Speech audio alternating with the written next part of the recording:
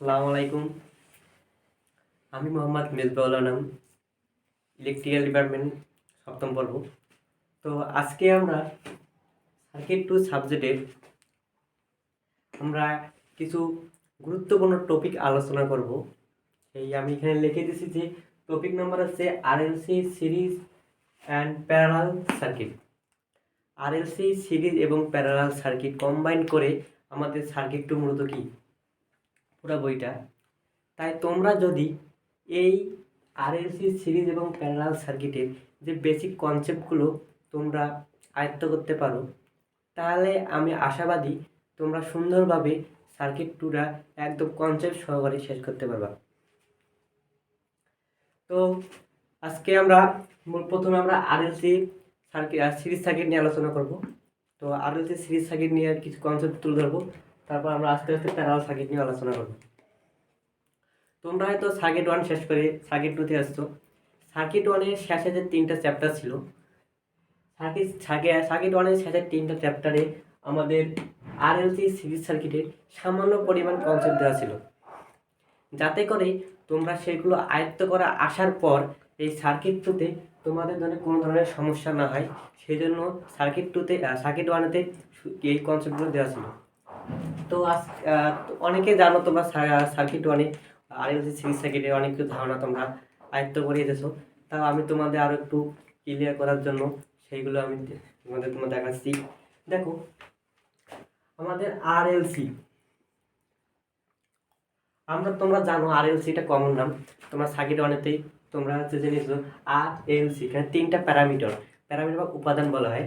তা আমাদের আরটা কি তোমরা অলরেডি জানো যে আর হচ্ছে কি, আর হচ্ছে আমাদের কি রেজিস্ট্যান্স।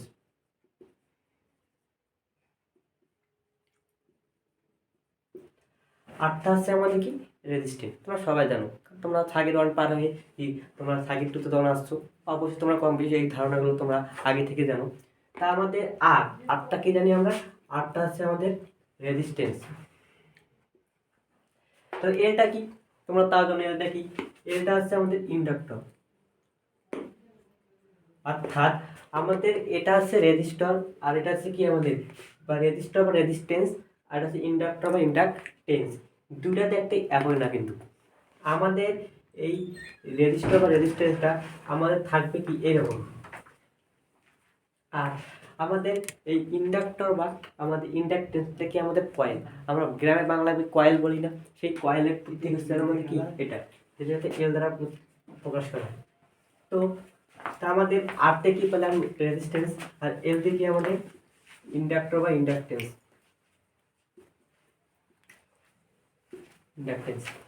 তা আমাদের আর গেল, এল গেল, আমাদের আরেকটা প্যারামিটার কি রয়ে গেল, সেটা কি আমাদের সি। সিটা কি তোমরা অলরেডি জানো, সি হচ্ছে এরকম যেটা সমান্তরাল পরিবাহী দ্বারা যেরকম যুক্ত থাকে, সেটা হচ্ছে সি। যা হচ্ছে সিতে কি বোঝায় তোমরা অলরেডি জানো, সিটা হচ্ছে কি ক্যাপাসিটর বা ক্যাপাসিটেন্স।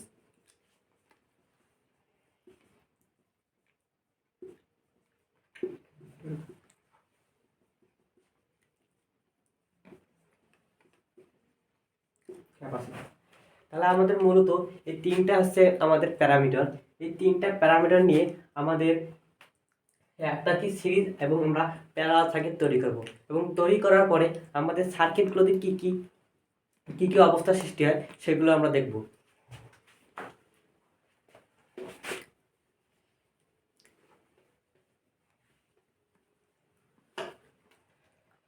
তো প্রথমে আমরা আরএলসি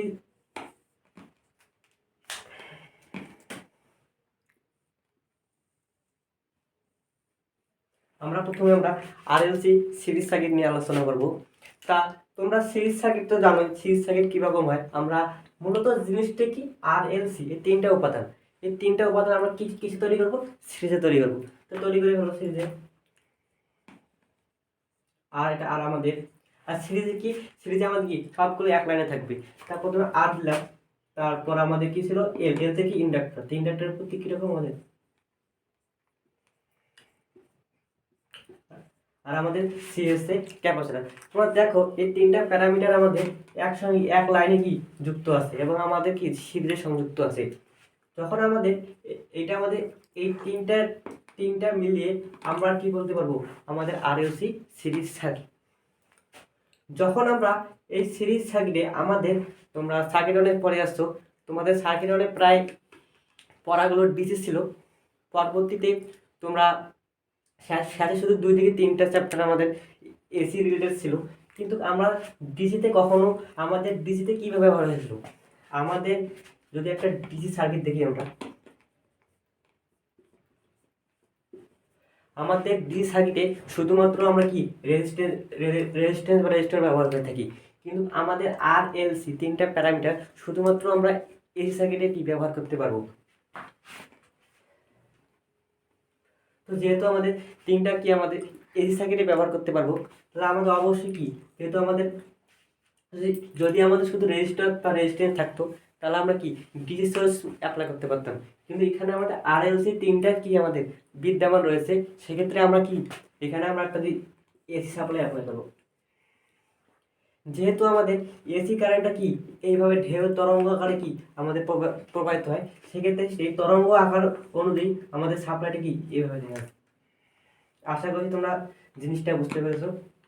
তো আমরা একটা সুন্দরভাবে আরএলসি একটা সিরিজ সার্কিট আর্ট করলাম, যেখানে ধরলাম আমার ভিতে কি ভোল্টেজ সোর্স, এটা আমাদের কি এসি ভোল্টেজ সোর্স। তা আমাদের 3টা প্যারামিটার বা 3টা উপাদান। এখন দেখো, যদি আমাদের এই সিরিজ সার্কিটের মাঝে আমরা ভোল্টেজ সাপ্লাই দিই, তখন আমাদের সার্কিটটাতে কি কি অবস্থার পরিবর্তন হয় সেগুলো আমরা দেখব।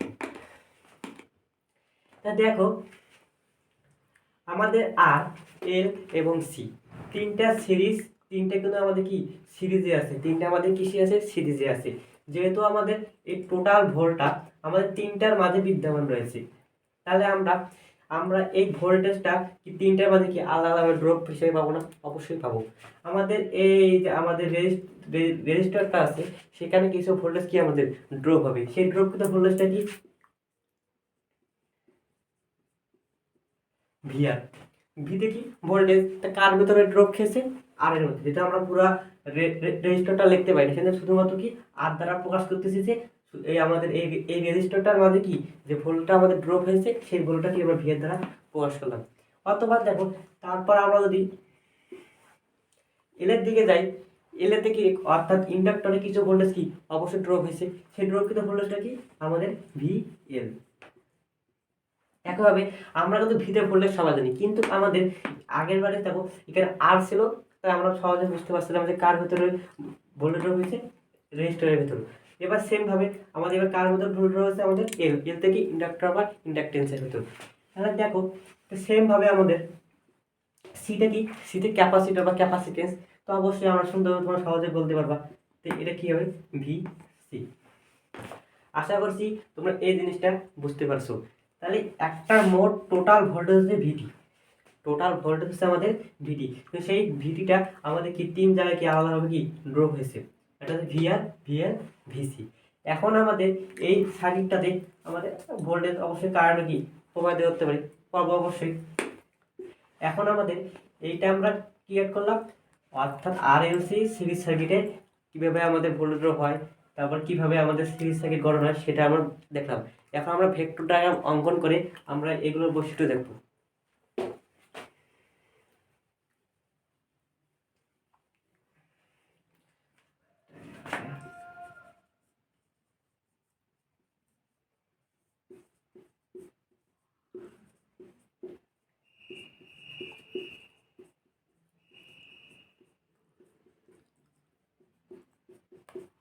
আমরা একটা আলাদাভাবে সার্কিটটা সাইডে অ্যাড করে নিলাম তোমাদের সুবিধায় বুঝতে, সেটা চিত্র অনুযায়ী। তো আমাদের আমরা এখন ক্রিয়েট করবো আমরা ভেক্টর,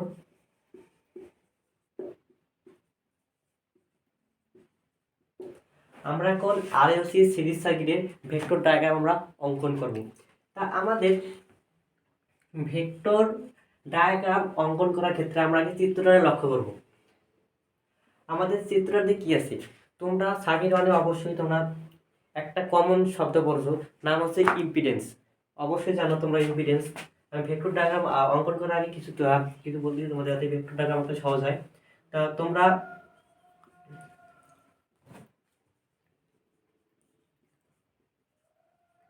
ইম্পিডেন্স নামে একটা কথা শুনেছো। ইম্পিডেন্সটা কি? ইম্পিডেন্সটা হচ্ছে এসি সার্কিটের পোর্ট কারেন্টের যে বাধা, সেই বাধার আছে আমাদের কি ইম্পিডেন্স, যাকে কি দ্বারা প্রকাশ করা হয়? জেড দ্বারা প্রকাশ করা হয়। তোমরা সহজেই জানো, তোমরা সার্কিট যেহেতু পড়ছো, তোমরা এগুলো কমন জিনিস সব কিছু কি জানো। তো ইম্পিডেন্স জেড, এই জেডটা আমাদের কি কি উপাদান নিয়ে গঠিত মূলত। তা যেহেতু আমাদের সিরিজ সার্কিট, তোমরা অবশ্যই পড়ছো, যেহেতু তোমাদের সার্কিট ওয়ার্ডের সাথে 3টা চ্যাপ্টার ছিল এই সিরিজ সার্কিট রিলেটেড, তো তোমরা অবশ্যই আশা করি জানো এগুলা। তো ইম্পিডেন্স আছে জেড, কি দ্বারা প্রকাশ করা হয়? আমাদের জেড দ্বারা প্রকাশ করা হয়। আমাদের জেড, যেহেতু আমাদের সিরিজ সার্কিট বলছে আর এল সি, যেখানে আর আছে, এল আছে এবং সি আছে, তিনটা কম্বাইন করে আমাদের কি আর এল সি একটা সিরিজ সার্কিট কি গঠন হয়েছে আমাদের। তো আমাদের ইম্পিডেন্স জিনিসটা কি? আমাদের ইম্পিডেন্সে যে কি কি জিনিস নিয়ে গঠিত হয়, একটা আছে আমাদের যেহেতু সিরিজ সার্কিট, তো তিনটা মিলে যে আমাদের কি, তো আমাদের ভোল্টেজটা প্রত্যেকটা ড্রপ হয়েছে, অবশ্যই প্রত্যেকটা বাধা আছে। যেহেতু বাধা আছে, তাহলে এই বাধার সমষ্টিটা কি আমাদের ইম্পিডেন্স। তাহলে আমাদের দেখো এখানে কি আছে আমাদের জেড, জেডটা প্রথমে কি আমাদের আর, যেহেতু আমাদের তিনটার ক্ষেত্রে আমাদের কি বাধা আছে, সেক্ষেত্রে আমরা শিখছি কি আর প্লাস কি জে অফ এক্সএল মাইনাস এক্সি। এটা আমরা অলরেডি সবাই জানো, অলরেডি সবার মুখস্থ হওয়ার কথা। তো আমরা ইম্পিডেন্স জানলাম কি জেড দ্বারা প্রকাশ করা হয়, এবং ইম্পিডেন্স আমাদের কি কি উপাদান নিয়ে গঠিত, একটা আর আরতে আছে রেজিস্ট্যান্স, এবং এইখানে আমাদের কি তৈরি কি চলে আসতো যে যে একটা হচ্ছে অপারেটর বা কাল্পনিক সংখ্যা। এখন আমাদের কাল্পনিক সংখ্যাটা কি আসলো? XL minus এক্সি। এক্সএলটা কি, এক্সএল আর এক্সিটা কি, তোমরা যেহেতু পড়ছো আর যে সিরিজ থাকে, তোমরা এই বিষয়ে অবগত আছো, তো আমি তোমাদের পুনরায় দেখাচ্ছি। এক্সএলটা কি, এখানে এল আছে, মনে করো আমরা এক্স জানি না, আমাদের এক্স এক্স কি সেটা আমরা জানি না, আমরা এখানে এল আছে, এল মানে অবশ্যই বুঝতেছি এল বলতে কি ইন্ডাক্টর, ইন্ডাক্টর বুঝলাম এল, তো এক্সটা কি আমাদের এই, আমি তোমাদের একদম সুন্দরভাবে ক্লিয়ার করে দিচ্ছি যে এই এক্সেল জিনিসটা কি, অর্থাৎ এল এর মধ্যে, এল বলতে কি আমাদের ইন্ডাক্টর, ইন্ডাক্টরের মধ্যে কি পরিমাণ আমাদের বাধা হয়েছে, কি পরিমাণ বাধা পেয়েছি, সেই পুরা এল এর মধ্যে বাধাটা আছে কি আমাদের এক্সেল, যাকে বলা হয় ইন্ডাকটিভ রিঅ্যাক্টেন্স।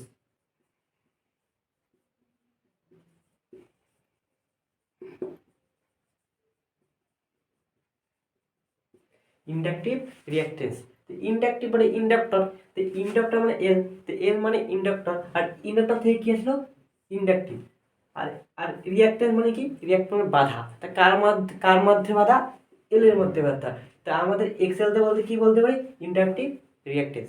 আশা করি বুঝতে পারছো।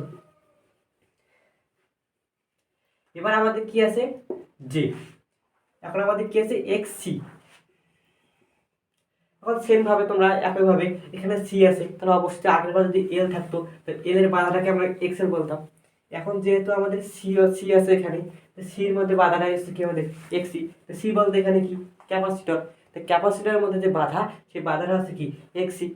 যদি আগের বার যদি এক্সেলতে ইন্ডাক্টর থেকে ইন্ডাকটিভ হয়েছিল, তাহলে এবার কি আমরা বলতে পারি না ক্যাপাসিটর থেকে ক্যাপাসিটিভ, অবশ্যই বলতে পারি।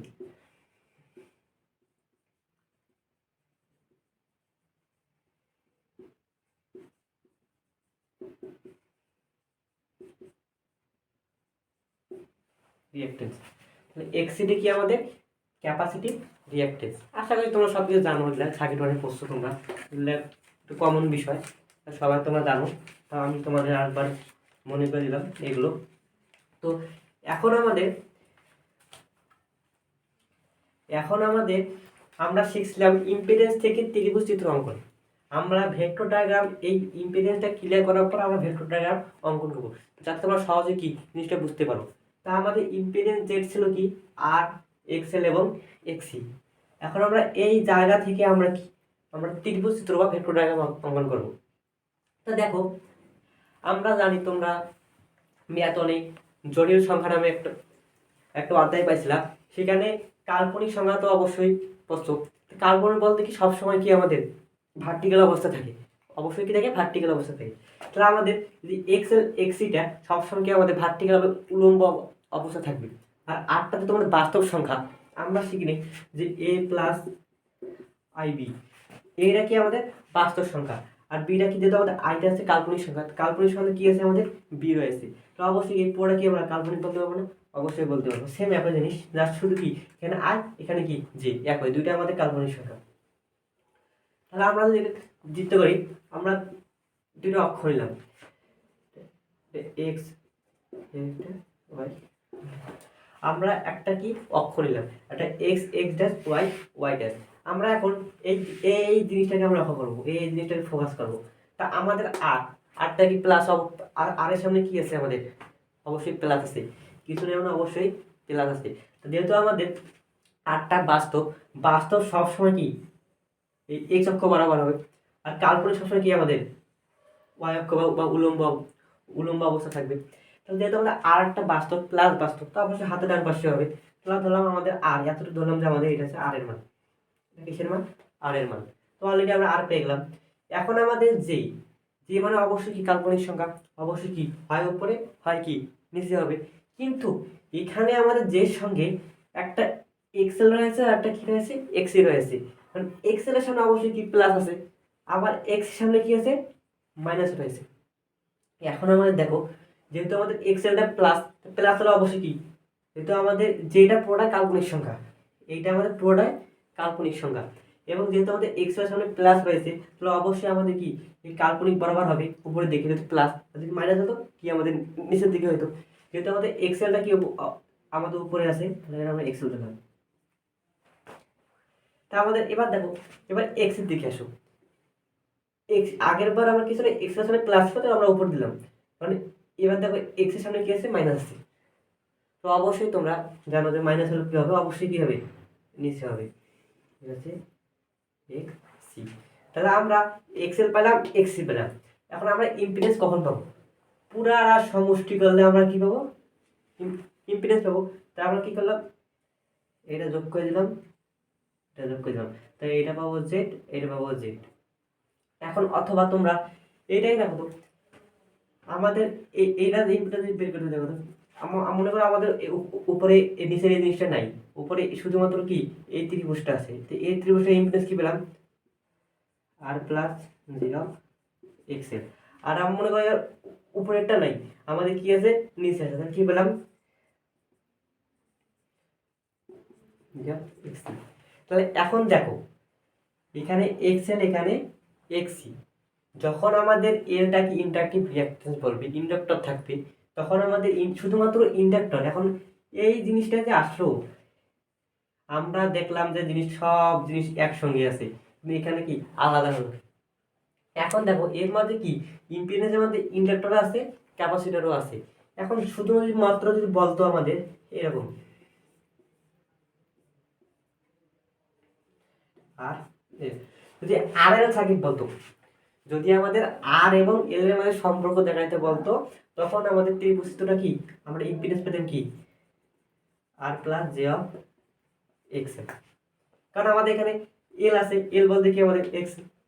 এখন যদি আমাদের সি এক্স সি বলতে, মনে করে এলটা নাই আমাদের এখানে,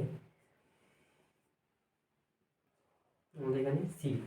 এবার দেখো যে আর সি সার্কিট বলতো, তাহলে আমাদের এখানে সিডি ক্যাপাসিটর, ক্যাপাসিটর সবুজ কি আমাদের নিচে থাকে। আমরা দেখলাম কি, আমাদের দেখলাম যে ইম্পিডেন্সের মাধ্যমে দেখলাম ক্যাপাসিটর কি আমাদের নিচে থাকে, তখন আমাদের ইম্পিডেন্সটা সহজ হবে ক্ষেত্রে হবে কি আর minus J of X C. তাহলে এখন দেখো জিনিসটা তোমরা ক্লিয়ার হয়েছে। কারণ অথবা তোমরা যদি এটাকে এভাবে লিখতে পারবা, তোমরা এই জিনিসটাকে এভাবে লিখতে পারবা X L minus X C. আর কেন লিখতে হবে? কারণ এক্স এলটা একটা কি আমাদের উপরে আছে আর এক্স এলটা কি নিচে আছে। আমরা কি করলাম কাট করে জিনিসটা এভাবে লিখলাম। তো যে কোনো তোমাদের আসতে পারে পরীক্ষায় যে ত্রিভুজ চিত্র ইম্পিডেন্স বল, তাই আমাদের আমরা এভাবে দেবো। আজকে আমরা ইম্পিডেন্সের বেসিক আলোচনা, কারণ আমাদের এইচএস সাইডটা অনেক বিশাল।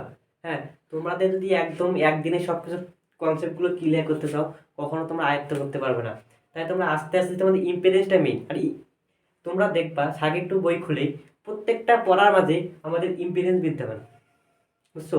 সেই জন্য আমরা ইম্পিডেন্স কিছু আমরা কনসেপ্ট আমি তোমাদের সামনে তুলে ধরলাম। হ্যাঁ, এগুলো তোমরা ভালোভাবে আয়ত্ত করে নাও। আমরা পরবর্তী ক্লাসে আমরা ভেক্টর ডায়াগ্রাম, তারপরে আমাদের সিরিজ তো হয়ে গেল, তারপর আমরা কি আস্তে আস্তে প্যারালাল সার্কিটও আলোচনা করবো ইনশাআল্লাহ। আসসালামু আলাইকুম।